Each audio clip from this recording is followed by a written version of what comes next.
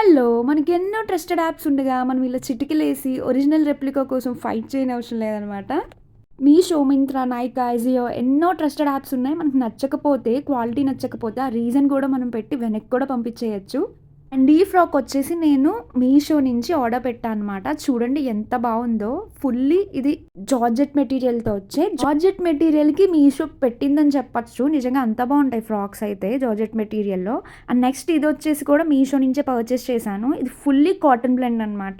స్మూత్‌గా బాడీ హగ్గింగ్‌తో ఉంది material. So, మనం ఇలా చూసుకొని వెంటనే మనకి నచ్చకపోతే బ్యాక్ పెట్టేయొచ్చు. రిటర్న్ ఆప్షన్ ఉంటుంది. అండ్ మన మనీ ఒక్క రూపాయి కూడా పోదు. మన బ్యాంక్ అకౌంట్‌కి మళ్ళీ వచ్చేస్తాయి. ఎందుకు చెప్తున్నా అంటే ఇన్‌స్టాగ్రామ్‌లో నేను ఆర్డర్ పెట్టాను. అండ్ మనకి చూపించిన పిక్ ఒకటైతే వేరేదొస్తుంది. అండ్ అలాగే ఏ టైం పడుతుందో కూడా మనం చెప్పలేం. 1 మంత్ అవ్వచ్చు, 20 డేస్ అవ్వచ్చు, ఒక్కొక్కసారి 5 డేస్‌కే రావచ్చు. వాళ్ళని మనం ఫాలో అప్ చేస్తూనే ఉండాలి వచ్చేంత వరకు.